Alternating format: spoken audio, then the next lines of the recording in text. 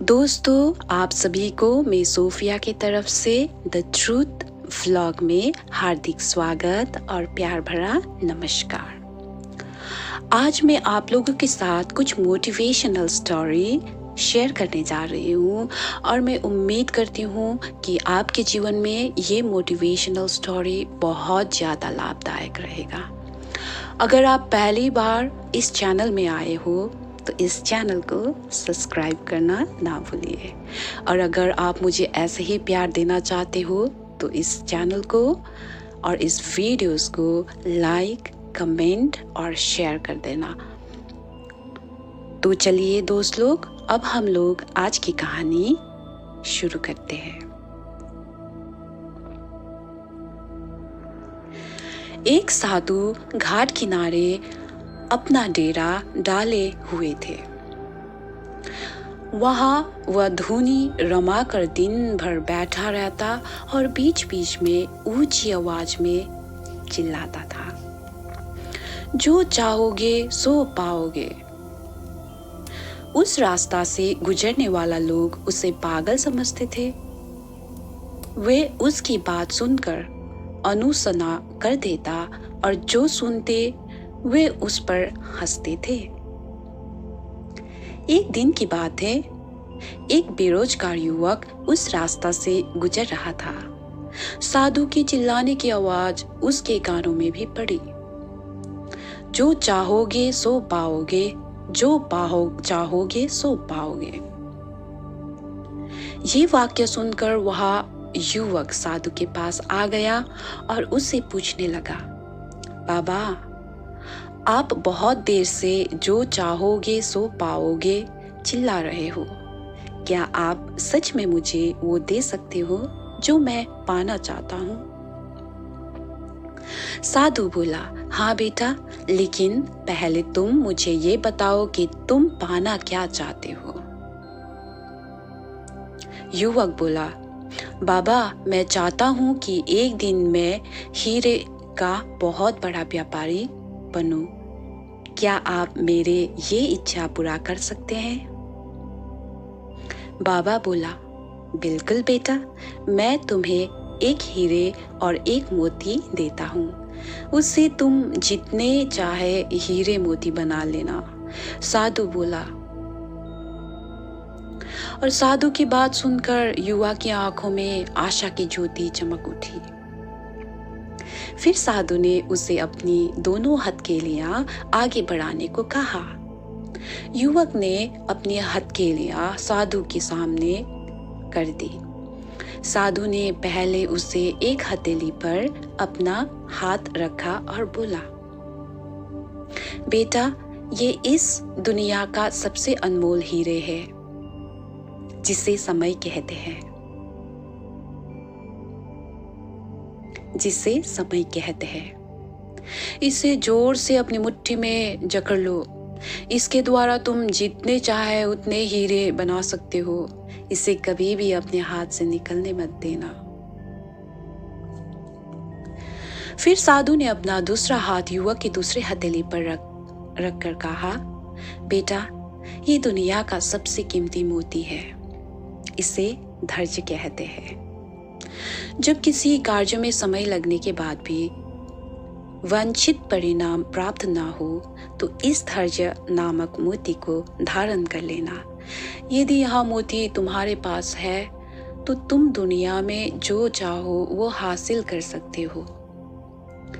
युवक ने ध्यान से साधु की बात सुनी और उन्हें धन्यवाद कर वहां से चल पड़ा। उसे सफलता प्राप्त के 2 गरु मात्र मिल गए। उसने निश्चय किया कि वह कभी अपना समय व्यर्थ नहीं गवाएंगे और सदा धैर्य से काम लगेगा। कुछ समय बाद उन्हें हीरे के एक बड़े व्यापारी के यहाँ काम करना प्रारंभ किया। कुछ वर्षों तक वहाँ दिल लगाकर व्यवसाय का हर गुण सीखता रहा और एक दिन अपनी मेहनत और लगन से अपना सपना साकार करते हुए हीरे का बहुत बड़ा व्यापारी बन गया। अब ये कहानी से हम लोग ये सीखते हैं कि लक्ष्य प्राप्त के लिए सदा समय और धैर्य नाम की हीरा मोती अपने साथ रखे। अपना समय कभी व्यर्थ ना जाने दे और कठिन समय में धैर्य का दामन ना छोड़े। सफलता अवश्य प्राप्त होगी।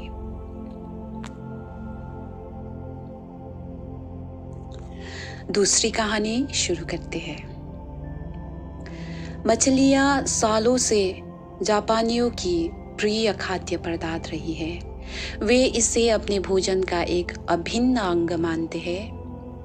ताजी मछलियों का स्वाद उन्हें बहुत पसंद है, लेकिन तटों पर मछलियों के अभाव के कारण मछुआरे को समुद्र के बीच जाकर मछलियाँ पकड़ने की जरूरत पड़ती थी।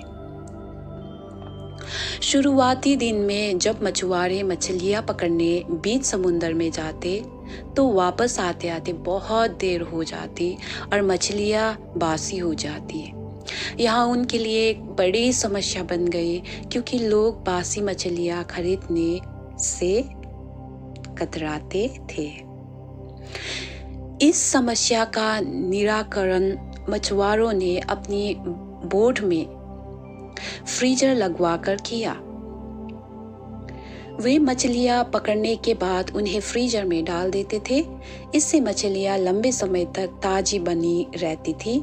लेकिन लोगों ने फ्रीजर में रखी मछलियों का स्वाद पहचान लिया तो ताजी मछलियों की तरह स्वादिष्ट नहीं लगती थी।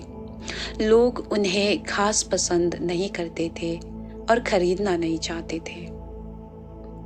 मछुआरों के मध्य इस समस्या का हल निकालने के लिए फिर से सोच विचार की प्रक्रिया प्रारंभ हुई। आखिरकार इसका हल भी मिल गया। सभी मछुआरों ने अपनी बोट में फिश टैंक बनवाया लिया। मछलियाँ पकड़ने के बाद वे उन्हें पानी से भरे फिश टैंक में डाल देते। इस तरह वो ताजे मछलियाँ बाजार तक लेने लगे। लेकिन इसमें भी एक समस्या आ खड़ी हो गई। फिश टैंक में मछलियाँ कुछ देर तक इधर उधर विचरण करती, लेकिन ज्यादा जगह ना होने के कारण कुछ देर बाद स्थिर हो जाती। मछुआरे जब किनारे तक पहुंचते तो वे सांसें तो ले लेती, लेकिन समुद्र जल में स्वतंत्र विचरण करने वाली मछलियों वाला स्वाद उनमें नहीं होता था। लोग चख कर ये अंतर कर लेते थे। ये मछुआरों के लिए फिर से परेशानी का सबब बन गए। इतनी कोशिश करने के बाद भी समस्या का कोई स्थल हल नहीं। वो बिल्कुल भी अपना समस्या का हल निकाल नहीं पा रहा था। फिर से उनकी बैठक हुई और सोच विचार प्रारंभ हुआ। सोच विचार कर जो हल निकाला गया उसके अनुसार मछुआरों ने मछलियाँ पकड़कर फिश टैंक में डालना जारी रखा, लेकिन साथ में उन्होंने एक छोटी शार्क मछली भी टैंक में डाली दी। शार्क मछलियाँ कुछ मछलियों को मारकर खा जाती थी। इस तरह कुछ हानि मछुआरों को जरूर होती थी, लेकिन जो मछलियाँ किनारे तक पहुँचती थी उसमें फुर्ती और ताजगी बनी रहती थी। ऐसा शार्क मछली के कारण होता था, क्योंकि शार्क मछली के डर से मछलियाँ पूरे समय अपनी जान बचाने सावधान और चौकन्ना रहती थी। इस तरह टैंक में रहने के बावजूद भी वे ताजी रहती थी। इस तरकीब से जापानी मछुआरों ने अपनी समस्या का समाधान कर लिया। मित्रों, जब तक हमारी जिंदगी में शार्क रूपी चुनौतियां नहीं आती, हमारा जीवन टैंक में पड़ी मछलियों की तरह ही होती है। बेजान और निराश हम सांसें तो ले लेती है, लेकिन हमें जिंदा दिल नहीं होती। हम बस एक ही रूटीन से बांध कर रहा जाता है। धीरे धीरे हम इसके इतने आदत हो जाते हैं कि चुनौतियाँ आने पर बड़ी जल्दी उसके सामने दम तोड़ देते हैं या हार मान जाते हैं। धीरे धीरे चुनौतियों और मेहनत के डर से हम बड़े सपने देखना छोड़ देते हैं और हालातों से समझौता कर साधारण सा जीवन व्यतीत करने लगते हैं। यदि जीवन में बड़ी और असाधारण सफलता हासिल करनी है तो बड़े सपने देखने होंगे। सपनों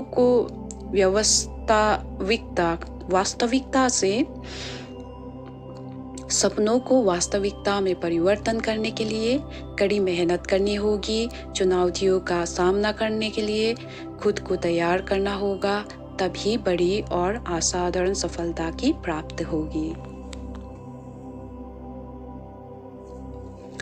आज के लिए इतना ही। अगर आप लोगों को ये कहानियाँ पसंद आए हैं तो लाइक, शेयर और कमेंट जरूर कर देना। धन्यवाद। दोस्तों, आप सभी को मैं सोफिया की तरफ से द ट्रूथ व्लॉग में हार्दिक स्वागत और प्यार भरा नमस्कार।